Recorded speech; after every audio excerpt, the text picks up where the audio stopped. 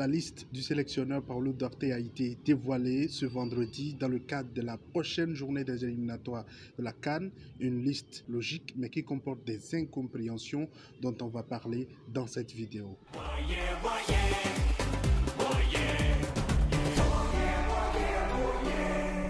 Salut à toi, bienvenue sur ma chaîne Moi c'est Jacques. Ici j'analyse l'actualité sportive africaine. Si tu n'as pas encore fait, abonne-toi à ma chaîne, active la cloche de notification qu'on puisse continuer par être nombreux par ici. Et puis pour commencer cette vidéo, désolé pour le changement de cadre, le timing de la publication de la vidéo et mes autres charges quotidiennes m'obligent donc à pouvoir changer de cadre si réellement je vais me prononcer rapidement sur cette actualité. Et l'actualité donc de la publication de la liste de la sélection nationale fait parler, et c'est normal parce que les éperviers gardent encore leur chance de qualification.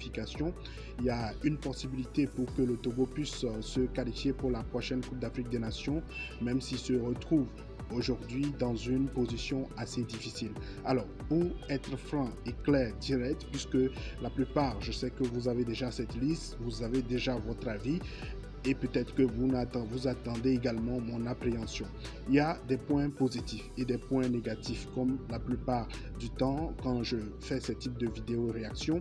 Les points négatifs pour moi, c'est la présence cette fois-ci de Tchakei Marov sur cette liste qui aujourd'hui malheureusement, ce n'est pas de sa faute, mais est victime donc de la situation du football en République démocratique du Congo, où le championnat s'est arrêté depuis le mois de décembre dernier. Alors, sans compétition, le sélectionneur, on ne sait pas sur quelle base il s'est reposé, surtout qu'il avait lors du récent regroupement écarté le joueur en expliquant qu'il ne répondait pas aux exigences à ses exigences en termes de vivacité, en termes de contribution dans le jeu.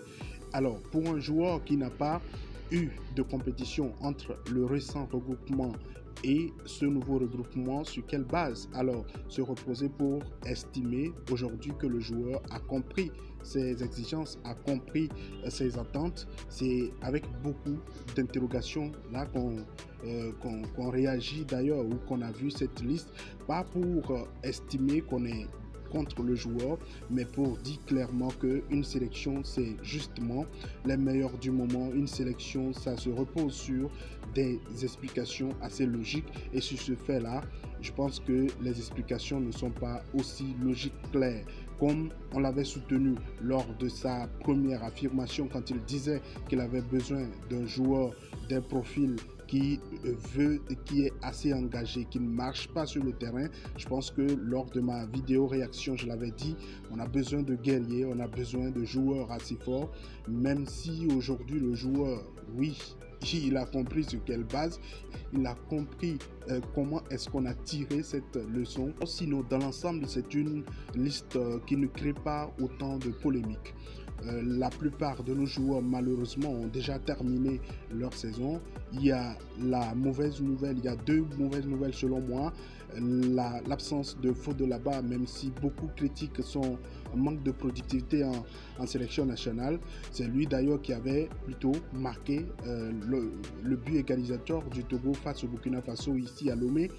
Et un joueur qui a terminé avec 28 réalisations en championnat, meilleur buteur une nouvelle fois de son championnat. C'est un profil important qui aujourd'hui va manquer réellement au secteur offensif du Togo. Il y a également pour moi l'une des plus grosses absences, c'est celle de Thibaut Klidje. C'est un joueur sur les derniers matchs des éperviers du Togo qui a montré assez de solidité, qui a montré beaucoup de qualité, beaucoup d'engagement, de dévouement comme on veut ce type de joueur-là, mais qui n'a pas malheureusement été convoqué parce que blessé également. On va vraiment espérer qu'il puisse nous revenir à 100% parce que c'est un joueur qui a vraiment le humble, si on était du côté du Cameroun, l'engagement, la rage de vaincre, la détermination, et on en a besoin réellement.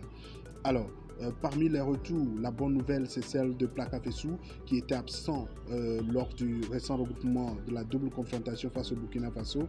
C'est un joueur sur les derniers regroupements qui a été très important, qui a marqué, qui s'est montré très dévoué, engagé. et efficace au niveau offensif. Et pour moi, c'est une très bonne nouvelle, à côté d'une mauvaise nouvelle de celle de l'absence de Laba et de Thibaut Clédier. Je pense que le retour de Plaka Fessou, déjà en tant qu'expérimenté, et puis aujourd'hui un joueur en forme, en confiance en sélection, ça peut être une bonne nouvelle pour la liste de Paulo Duarte.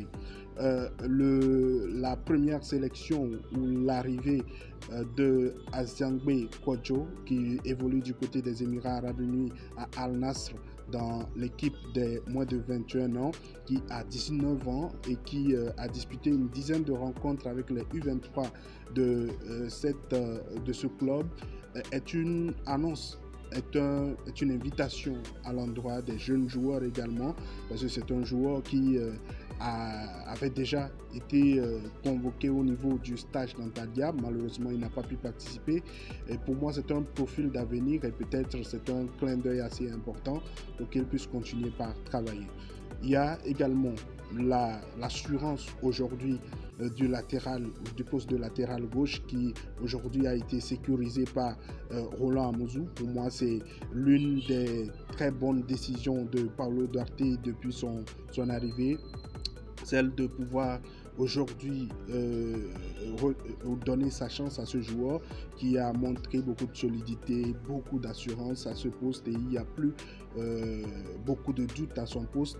Et comme il disait, forcément, il faut une doublure pour pouvoir assurer la sérénité, c'est normal.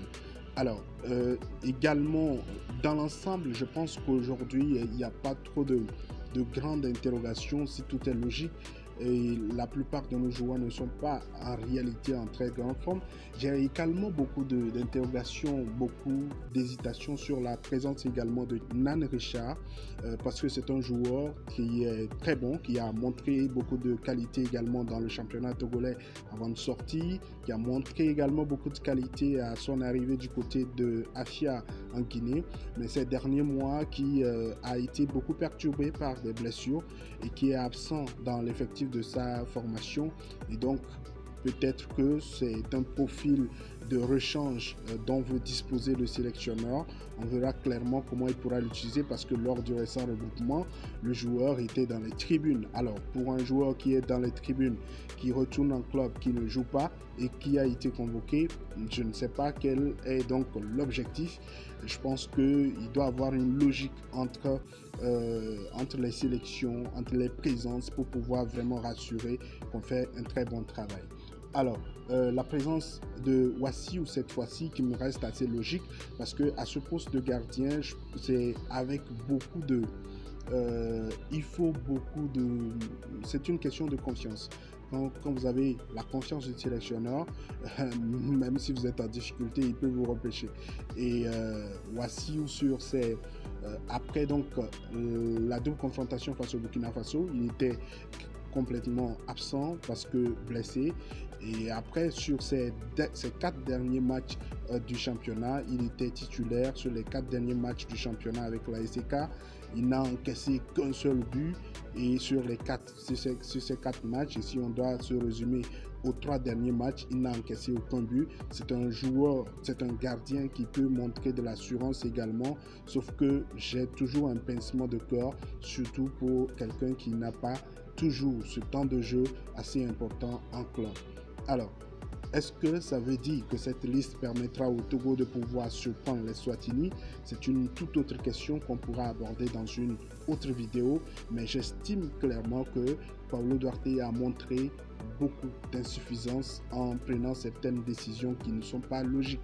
Je l'avais assez soutenu lors de ses affirmations lors de la précédente publication de la liste face au Burkina Faso, mais sur cette liste là, il faut se montrer assez logique, il faut se montrer qu'on connaît son travail, qu'on est ferme sur certaines choses, mais il y a certaines situations qu'on ne comprend pas. Alors, le Togo va se reposer sur les bonnes dynamiques de certains joueurs. Heureusement que le capitaine Jen Datonam a réussi à sauver son club de la relégation également. C'est une très bonne chose. On verra ce que cela pourra apporter en termes de solidité, de sérénité au niveau de la défense. Je parlerai forcément des chances du Togo dans cette confrontation face à l'Eswatini, mais pour le moment, c'était une réaction après la publication de cette liste. J'attends ton commentaire. Si tu ne l'as pas encore fait, abonne-toi à ma chaîne, active la cloche de notification. Je devais faire cette réaction avant de me retrouver dans le cadre habituel pour d'autres vidéos. À la prochaine.